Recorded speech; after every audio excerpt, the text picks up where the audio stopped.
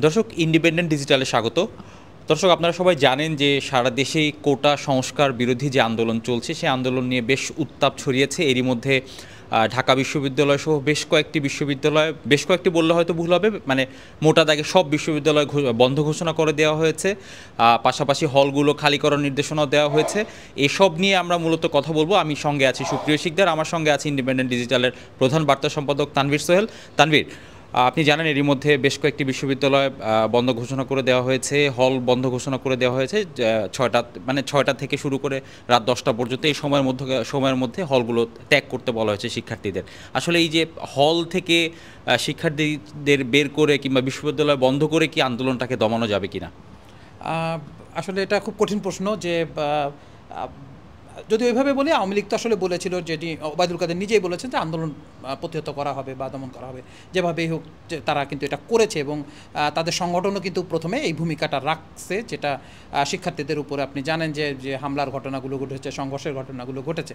ফলে স্বাভাবিকভাবেই প্রথম দফায় বলা যায় যে শিক্ষার্থীদের যে চাওয়াটা, যে কোটা সংস্কারের যে চাওয়াটা, আমার কাছে মনে হয়েছে যে এই দাবি আসলে আদায় না হলে শুধুমাত্র মানে কি বলে যে দমন বা আমি নিয়ন্ত্রণ করব বা ভয়ভীতি দেখায় একটা এদেরকে আন্দোলন থেকে বিরত রাখবো, এটা হবে বলে আমার কাছে মনে হয়নি। কারণ হচ্ছে আপনি জানেন যে 2018 সালেও কিন্তু এইভাবে কঠিন একটা বড় আন্দোলন হয়েছিল এবং আন্দোলনের মুখেই তো আসলে কোটা বাতিল করেছিলেন মাননীয় প্রধানমন্ত্রী, কোটা বাতিল করেছিলেন। ফলে এটা একেবারেই সাধারণ শিক্ষার্থীদের আন্দোলন। হ্যাঁ, হয়তো অনেক সময় বলা হচ্ছে যে এর মধ্যে অনেক পক্ষ ঢুকছে, বিএনপি জামাতি করতেছে, সেটা কিন্তু আসলে আপনি যদি মূল এই জায়গাটাকে নিয়ে আসেন তাহলে আসলে তাদের দাবিটাকে আসলে আড়াল করা হবে এবং মূল সমস্যাটাকে চিহ্নিত না করে আসলে একটা মানে অন্য সমস্যা অন্যদিকে নিয়ে গিয়ে আসলে এইটা দমন মানে নিয়ন্ত্রণ দমন বা এটা আসলে সম্ভব না। কারণ এটা শিক্ষার্থীদের একটা চাওয়া, দীর্ঘদিনের চাওয়া, প্রাণের চাওয়া, এবং হচ্ছে যে একটা বড় অংশ মানুষেরই কিন্তু এই চাওয়া যে এটা কোটাটা সংস্কার হোক, যে 56% কোটা এটা আসলে অতিরিক্ত হয়ে যায়, সেটাকে একটা যৌক্তিক একটা অবস্থানে নিয়ে সেই আন্দোলন তো 2018 সাল থেকেই চলে আসছিল। তো আমার কাছে মনে হয়েছে যে সেই জায়গাটাকেই মানে আমার সরকারকে গুরুত্ব দিতে হবে সেই জায়গাটাতে, যে দাবিটা এবং দাবিটাকে কিভাবে তারা সংস্কারের কথা বলছে, সরকার বলতেছে এটা একটা যুক্তি সংস্কারের কথা বলছে, তাহলে সেই সংস্কারের জায়গা নিয়ে হতে পারে। আর দাবি করছে, দাবির বিরুদ্ধে বা দাবি যারা জানাচ্ছে তাদের বিরুদ্ধে কোনো অবস্থান নিয়ে এই সংকটের সমাধান হবে বলে আমি মনে করি না। যদি মনেও হয় যে তাৎক্ষণিক যে হল বন্ধ হচ্ছে বা হচ্ছে একটু দাবি আন্দোলনটা একটু স্তীমিত হলো, কিন্তু এই দাবি কিন্তু আবারও একসময় উঠে আসবে। তার থেকে এটার একটা চিরস্থায়ীভাবে যে আমরা একটা সিদ্ধান্ত নিলাম, আমরা এইভাবে হবে। এবং কোটা সংস্কার এটা তো এমন কোনো মানে প্রবলেমের কোনো বিষয় না, এবং সবাই বলতেছে কিন্তু এটা সব জায়গায়, এবং সরকার থেকেও কিন্তু বলা হচ্ছে যে কোটার একটা সংস্কার জরুরি। তাহলে সেই জায়গাটা তার হাত না দিয়ে শুধু আন্দোলনকারীদেরকে দোষারোপ করা বা তাদের দমন বা নিপীড়ন বা আমি যেটাই বলি সেই দিকে যাওয়াটা আমার মনে হয় না ঠিক হবে। কারণ ছাত্রদের যে আন্দোলন এটা কিন্তু সবসময় সেন্সিটিভ হয়।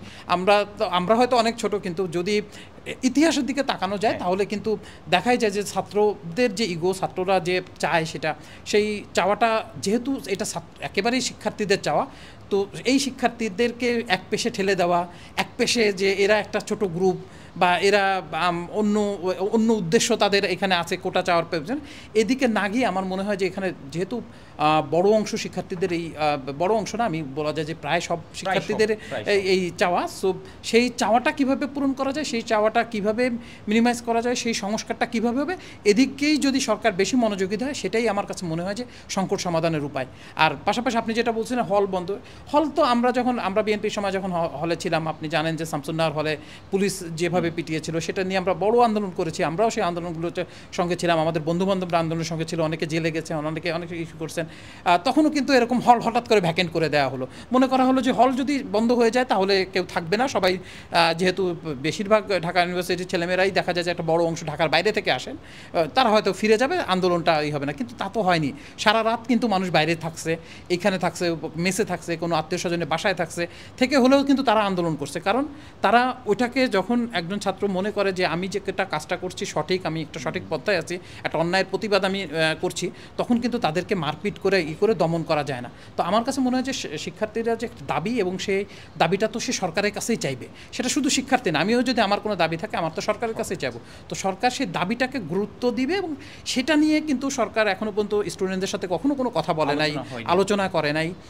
আমার মনে হয় যে এটা করা দরকার ছিল, আরও আগে করা দরকার ছিল। এই জায়গায় সরকারের একটা সীমাবদ্ধতা আমি লক্ষ্য করছি যে এটি না হয়ে বরং এই কোটাটা কিভাবে সংস্কার করা যায় সেই ব্যাপারে সরকারের কোনো পক্ষকে আমি দেখি নাই। আমি মন্ত্রীদের বক্তব্যও কিন্তু দেখা গেছে যে শুধু রাস্তা থেকে করা হবে, জনদুর্ভোগ তৈরি করলে ব্যবস্থা নেওয়া হবে। ব্যবস্থা সেটা তো আপনি নিলেনই ব্যবস্থা, কিন্তু দাবিটার ব্যাপারে আপনাদের অবস্থান তো কিছু জানাতে হবে। সেই জায়গাটা কিন্তু স্টুডেন্টদেরকে কেউ খুব আস্থাশীলভাবে কেউ কিছু জানাতে পারে নাই। এখানে একটা আমি আপনাকে আমাদের ফেসবুকের বেশ কয়েকটি পোস্ট কিংবা অনেকের জিজ্ঞাসা থেকে একটা ছোট জিজ্ঞাসা করতে চাই যে আমরা জানি যে সম্প্রতি আদালত থেকে একটি আংশিক রায় প্রকাশ করা হয়েছে। সে আংশিক রায়ে কিন্তু বলা হয়েছে যে সরকার চাইলে কোটার কিছু ব্যাপার সংস্কার কিংবা পরিবর্ধন যা কিছু করতে পারে। সেই জায়গাটা আদালত যখন তার আংশিক রায় ব্যাপারটা বলে দিল যা সরকার চাইলেই পারে, সরকার এই জায়গাটা কেন কাজ করছে না? এটার কারণ কি মনে হয়? সরকার বারবারই এটা আদালতের উপরই চাপিয়ে দিচ্ছে। আসলে এখানে একটা প্রসঙ্গ আসছে 2018 সালের কোটা আন্দোলনে যদি আপনি জান যে এটা কোটা সংস্কার আন্দোলন ছিল, যিনি মাননীয় প্রধানমন্ত্রী কিন্তু প্রেস কনফারেন্স বলছেন যে তিনি বিরক্ত হয়ে কোটা বাতিল করে দিয়েছেন। কেউ তো কোটা বাতিল চায় নাই। কোটা কিন্তু সব দেশেই থাকে, কিছু কিছু কোটা থাকতে হয়, কারণ আপনার এখনও বাংলাদেশে একটা ক্ষুদ্র নৃগোষ্ঠী আছেন দেখবেন যে যারা অনেক পিছিয়ে আছে। আমি চাকমাদের মধ্যে বলবো যে চাকমারা কিছুটা এগিয়ে, ভালোভাবে এগিয়ে আছেন। মারমাদের কিছু একটা অংশ হয়তো কিছু কিছু জায়গায় এগিয়ে আছেন, কিন্তু এর বাইরেও কিন্তু অনেক ক্ষুদ্র নৃগোষ্ঠী আছে, হাজং, বোম সব আর অনেক, তারা কিন্তু অনেক পিছনে আছেন। এই গোষ্ঠীকে সামনে নিয়ে আসাটা কিন্তু এক ধরনের জরুরি, যেটা কোটার মাধ্যমে এটা সম্ভব। এটা নিয়ে কিন্তু মানুষের মধ্যে কোনো দ্বিমত নাই। পাশাপাশি আপনি একজন প্রতিবন্ধীর কথা যদি ধরেন, যিনি বাক প্রতিবন্ধী বা শারীরিক প্রতিবন্ধী, যে কোনোই হোক, মানসিক প্রতিবন্ধী যেরকমই হোক না কেন, প্রতিবন্ধীরা কিন্তু অনেক স্ট্রাগল করে সমাজের একেবারে জন্মের পর থেকে তারা নানা ধরনের মানে কটু কথা, মানুষের নেগলেক্ট নিয়ে তারা একটা সময় যখন ধরে মাস্টার্স পাস করে, আমরা ঢাকা ইউনিভার্সিটিতে কিছু শ্রবণ প্রতিবন্ধীকে পেয়েছি, আমরা কিছু দৃষ্টি প্রতিবন্ধীকে আমরা পেয়েছি, তাদের দেখেছি তারা কি কষ্ট করে তাদেরকে পড়াশোনা করতে হয়। তো সেই প্রতিবন্ধীরা যখন একটা মাস্টার্স শেষ করছেন, পড়াশোনা করছেন, সর্বোচ্চ ইউনিভার্সিটিগুলোতে পড়ছেন, তখন একটা চাকরি দেওয়া তো রাষ্ট্রের দায়িত্বের মধ্যে পড়ে। এটা কিন্তু রাষ্ট্রের মধ্যে, কারণ সে যে লিমিটেশন নিয়ে এই পর্যায়ে আসছে, একজন ক্ষুদ্র নৃগোষ্ঠীর মানুষ যখন এত লিমিটেশন নিয়ে এই জায়গায় আসছে, তাকে আরেকটু এগিয়ে নেওয়ার দায়িত্ব তো রাষ্ট্রের। সেটা নিয়ে তো সাধারণ মানুষের মধ্যে কোনো আক্ষেপ নাই বা আশা নাই। পাশাপাশি আপনি দেখবেন যে নারীদের ক্ষেত্রেও যদি আপনি বলেন, তাহলে কিন্তু নারী কোটা কিন্তু দরকার আছে। কারণ হচ্ছে যে যতই আমরা বলি নারীরা প্রচুর পড়াশোনা করছেন, খুব ভালো রেজাল্ট করছেন, সব ঠিক আছে, কিন্তু এখনও তো নারীদের উঠে আসার পেছনে নানা বাধা থাকে। তো তাদের যদি আমরা একটু সামান্য এগিয়ে না দেই, তাহলে তো এটা মানে আমরা তো পৃথিবীর বাইরে একটা গ্রহের মতো হয়ে যাচ্ছে আর কি। বিষয়টা তো তা না, আমাদেরকে এই জায়গাগুলোতে দেখতে হবে। তারপরে আপনি আরও যেসব কোটাগুলো আছেন বা মুক্তিযোদ্ধা কোটা বলেন, যাই বলেন, সেগুলোর একটা যৌক্তিক সমাধান তো হইতেই হবে। যে আপনি 30% সেই অনেকে 52 বছর আগে যখন এটা ছিল 40% কিন্তু মুক্তিযোদ্ধা কোটা আছে, 30%ই মুক্তিযোদ্ধা কোটা ছিল 52, তখন মুক্তিযোদ্ধাদের নেওয়া, তাদের সন্তানদেরকে কাজ দেওয়া, এখন নাতি নাতির ব্যাপারগুলো আসছে, তো তখন কিন্তু আর এই 30%, কারণ আপনি কিন্তু একটা ধীরে ধীরে একটা তাদেরকে একটা অবস্থানে নিয়ে আসছেন, তাদেরকে নানা সহায়তা করবেন, তো এটা সমন্বয় হওয়াটা তো খুবই জরুরি ছিল। কেউ তো কখনো বলে না কোটা বাতিল করে দিতে, সবসময় এটা সংস্কার। যেটা যদি বলেন তাহলে তো বলবো যে সরকারের দিক থেকে আসলে প্রবলেমটা 18 সালে ক্রিয়েট হয়েছে, সেখান থেকে সরকার এখন বুঝছে যে কোটা আসলে কিছু থাকা দরকার। যখন দরকার এখন সে এই জায়গাটা আসতেও পারছে না, বলতেও পারছে না, সে বাদ দিচ্ছে, দেন সে আদালতের জায়গায় চলে আসছে যে আদালত যা বলবে সেটা তারা করবে। এখন এই জায়গাটা এসেই হচ্ছে স্টুডেন্টদের মধ্যে একটা সন্দেহ তৈরি হয়েছে যে তাহলে কি আদালতের ঘাড়ে বন্দুক রেখে সরকার তার কাজটা করতে, আদালত কি তাহলে সরকারেরই পারপাস সার্ভ করতেছে, এই অবিশ্বাসটা এখানে তৈরি হয়েছে। কারণ আপনি যত যাই বলেন, বাংলাদেশে কিন্তু এটা তো সত্যি যে বিচার বলেন, প্রশাসন বলেন, সব ক্ষেত্রেই তো এক ধরনের আস্থাহীনতার, এক ধরনের অভাব কিন্তু সাধারণ মানুষের মধ্যে আছে। এটাকে পুরোপুরি যে সাধারণ মানুষকে আপনি দোষারোপ করবেন তাও না, আবার এটাও ঠিক যে বিচার বিভাগের প্রতি আস্থা রাখাটা আমাদের কাজ, কিন্তু তার মধ্যেও তো এটা বিচার প্রতিটা তো জানেন যে নানা কারণে, নানা সমস্যার কারণে তাদের প্রতিও মানুষের আস্থাহীনতা একসময় রয়েছে, যার কারণে এই প্রবলেমটা তৈরি হয়েছে যে তাদের প্রতি মানে একটা রায়ের কারণেই তারা এত ক্ষুব্ধ হয়েছেন। আচ্ছা তানভীর, আপনি সকাল থেকে লক্ষ্য করবেন যে ঢাকা বিশ্ববিদ্যালয়ের বেশ কয়েকটি হল তো বন্ধ করা হয়েছেই, পাশাপাশি ছাত্রলীগের নেতাকর্মী যারা আছে তাদেরকে হল থেকে বের করে দেওয়া হয়েছে, তাদের কক্ষ ভাঙচুর করা হয়েছে এবং আন্দোলনরত সাধারণ শিক্ষার্থীই বলবো তাদেরকে, সাধারণ শিক্ষার্থীরা হলের দায়িত্বরতদের কাছ থেকে একটি লিখিত নিচ্ছেন যে হলে কোনো রকম ছাত্র রাজনীতি চলবে না। এই যে কোটা বিরোধী কিংবা কোটা সংস্কারের যে আন্দোলন, এই আন্দোলনের নাম করে যে ছাত্র রাজনীতির উপর আবার একটা বিরূপ প্রভাব আসলো, এতে কি মনে হয় ছাত্র রাজনীতির ভবিষ্যৎ কি হবে? এই ছাত্র রাজনীতি নিয়ে বাংলাদেশের মানুষের একটু আমি বলবো যে কিছুটা নাক সিটানো ভাব, আমরা বুয়েটের ঘটনাও কিন্তু দেখেছি যে ছাত্র রাজনীতি থাকতে হবে না, কিন্তু ছাত্ররা রাজনীতি করবে, আমি মনে করি এটা চাই। কারণ হচ্ছে এটা কিন্তু সব দেশেই এই জিনিসটা আছে, নানাভাবেই আছে। আপনি যদি স্টুডেন্ট বয়স থেকে যদি রাজনীতি সচেতন না হন, আপনি তো একসময় দেশ চালাবেন, নানা কাজের সঙ্গে যুক্ত হবেন, অনেক কিছুর সাথে যুক্ত হবেন। সো সংগঠন করাটাকে আমি কোনোভাবে খারাপ দেখি না, যেটা লেজুর ভিত্তি ছাত্র রাজনীতি সেটা হয়তো এক ধরনের। কিন্তু এখানে যেটা হচ্ছে যে আপনি যদি বলেন যে প্রবোজদেরকে বাধ্য করা বা সাইন করে নেওয়া যে এখানে রাজনীতি, এটি খুব টেকসই কোনো পন্থা আমার কাছে মনে হয়নি যে এতে ছাত্র রাজনীতিতে মানে সাধারণ শিক্ষার্থীরা হয়তো আবেগের বসে অনেক কিছু করে ফেলে বা করে ফেলে, আমার কাছে খুব টেকসই মনে হয়নি। তবে যেহেতু এখন ছাত্র রাজনীতিকে নিষিদ্ধ করে একটা দিছে, এটা কি হয়তো এমন হতে পারে যে শিক্ষকরা একটা সাময়িকভাবে ঠান্ডা করার জন্য, পরিস্থিতিকে ঠান্ডা করার জন্য, কারণ পরিস্থিতিটা তো আসলে উত্তপ্ত হয়ে গেছে। আপনি যেটা বলছেন যে প্রত্যেকটা হলে হলে কিন্তু মুখোমুখি হয়ে গেছে ছাত্রলীগ এবং সাধারণ শিক্ষার্থী এক ধরনের মুখোমুখি, যে কোনো কারণেই হোক, যে পরিস্থিতি যেই দায়ী হোক, আমরা হয়তো সেটা খুঁজে দেখার, কিন্তু এটা তো সত্যি যে মুখোমুখি অবস্থান হয়ে গেছে।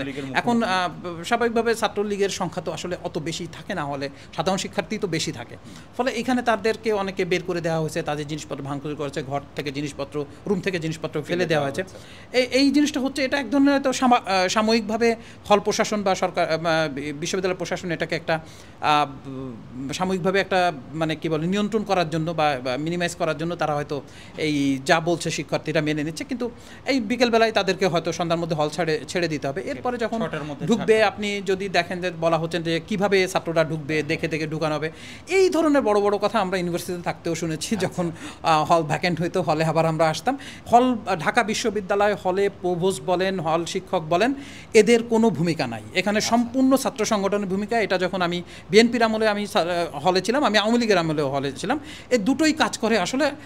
ওই সময় বিএনপির আমলে ছাত্রদল, আওয়ামী লীগের আমলে ছাত্রলীগ। আমি আমার লাইফে আমি কোনোদিন আমার আবাসিক শিক্ষককে দেখি নাই।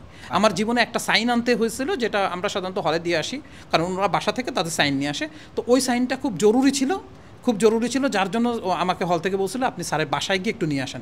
এই আমি তাকে জীবনে প্রথম একবার দেখছি আমার লাইফে। আমি যে প্রায় 7 বছর হলে ছিলাম, আমাদের সেশন জট্টর সহ সব কিছু মিলে 7 বছর। তো এখানে কোনো বিশ্ববিদ্যালয়ের কোনো ভূমিকা নাই, কোনো ইসের মধ্যে মানে হল প্রশাসন বলেন, বিশ্ববিদ্যালয় প্রশাসন বলেন, হলগুলোর উপরে তাদের আর কোনো নিয়ন্ত্রণ নাই। ফলে আপনি যদি মনে করে থাকে এই হয় যে এভাবে একটা বন্ধ করলো, তারপরে এইভাবে ঢুকানো হবে হলগুলো পরিবেশন করে, এটি আমি বিশ্বাস করি না। যদি হয় তাহলে নিশ্চয়ই সেটা খুব ভালো হবে, এটা হবে একটা যুগান্তকারী একটা, আমি বলবো যে সময় বা সিদ্ধান্ত যেটাই বলেন যুগান্তকারী হবে। তানভীর, আমরা ঢাকা বাদে আমি সকাল থেকে যদি আপনাকে বলি মুন্সিগঞ্জ, রংপুর, রাজশাহী বেশ কয়েক জায়গায় দেখেছি যে ছাত্রলীগ কোটা সংস্কার যারা করছে তাদের সাথে একটা বিরোধে জড়াচ্ছে, কিংবা তাদের অবস্থানকে প্রোটেস্ট করছে কিংবা আটকানোর চেষ্টা করছে।